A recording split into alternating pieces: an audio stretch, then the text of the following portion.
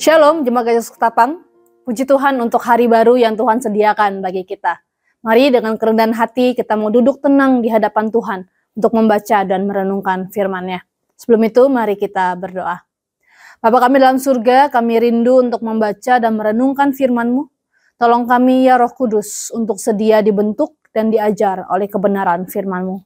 Untuk hati dan pikiran kami agar semakin hari semakin serupa Yesus Kristus. Hanya dalam nama-Mu Tuhan Yesus kami berdoa. Amin. Perkenalkan firman Tuhan kita hari ini terambil dari Ibrani pasal yang kedua, ayat yang keempat hingga yang ke-11. Saya akan membacakan ayat yang keempat sampai yang ke-6, lalu ayat yang ke-11. Demikianlah firman Tuhan. Dalam pergumulan kamu melawan dosa, kamu belum sampai mencucurkan darah. Dan sudah lupakah kamu akan nasihat yang berbicara kepada kamu, seperti kepada anak-anak? Hai anakku, janganlah anggap enteng didikan Tuhan. Dan janganlah putus asa apabila engkau diperingatkannya. Karena Tuhan menghajar orang yang dikasihinya. Dan ia menyesah orang yang diakuinya sebagai anak. Ayat yang 11. Memang tiap-tiap ganjaran pada waktu ia diberikan tidak mendatangkan sukacita, tetapi duka cita. Tetapi kemudian ia menghasilkan buah kebenaran yang memberikan damai kepada mereka yang dilatih olehnya. Bapak Saudara, menjadi orang Kristen tidak pernah dijanjikan menjadi sebuah perjalanan yang mudah. Ada masa ketika kita menghadapi sakit, kehilangan, atau masalah yang tak kunjung selesai. Dalam situasi seperti itu wajar bila kita bertanya, kalau Tuhan benar mengasihi saya, mengapa Dia membiarkan semua ini terjadi? Firman Tuhan hari ini memberi sebuah jawaban yang menguatkan, bahwa penderitaan bukan tanda bahwa Allah tidak mengasihi kita. Justru sebaliknya, itu bukti kasih-Nya kepada kita. Loh. Gak salah dengar ini? Mari kita melihat latar belakang surat Ibrani ini. Jemaat penerima surat ini mengalami banyak tekanan Bapak Saudara. Harta mereka dirampas, mereka dipenjara, bahkan imannya mulai goyah oleh karena ada berbagai ajaran sesat yang ada di tengah jemaat. Tidak heran sebagian mulai lemah dan putus asa. Tapi yang menarik adalah penulis surat Ibrani memandang situasi ini sebagai bentuk disiplin ilahi. Apa arti disiplin di sini? Kata disiplin di sini menunjuk kepada pendidikan atau latihan, bukan sekedar hukuman. Disiplin dari Tuhan bisa berarti teguran, pencegahan, atau pengajaran untuk membentuk kita. Tujuannya adalah bukan membuat kita hancur, tetapi membuat kita bertumbuh. Seperti seorang ayah yang tidak ingin anaknya manja, demikian pula Tuhan. Kalau seorang anak tidak pernah ditegur, justru itu pertanda bahwa dia tidak dianggap sebagai anak sungguhan. Tetapi bila ia dididik, ditegur, bahkan dihajar, itu bukti bahwa ia dikasihi. Wahyu 3 ayat 19 berkata, barang siapa ku kasihi, ia kutegur dan kuhajar. Apa hasil dari disiplin ilahi ini? Firman Tuhan menyebut 3 hal. Pertama, di ayat yang ke-9 adalah kehidupan.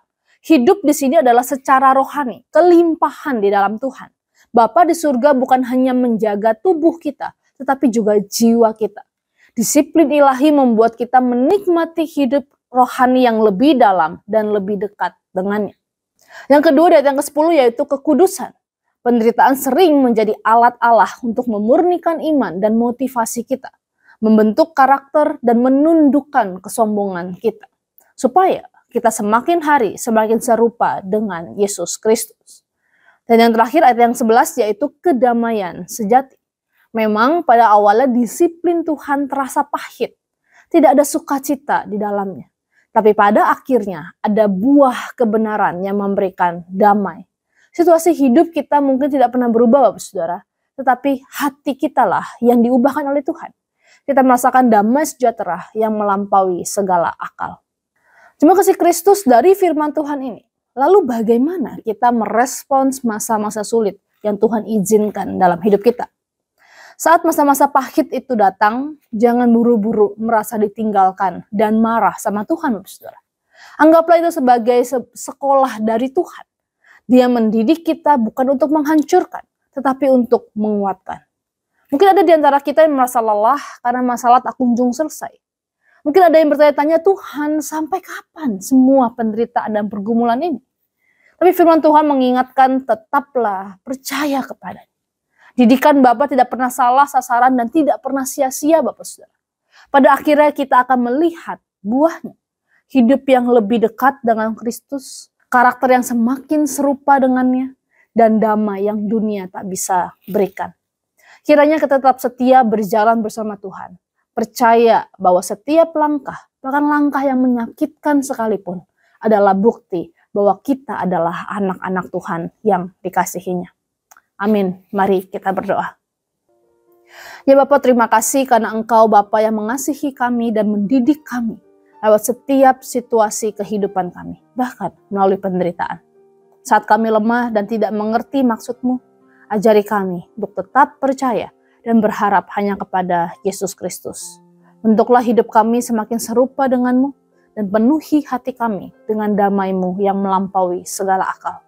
Dalam nama Tuhan Yesus kami berdoa. Amin.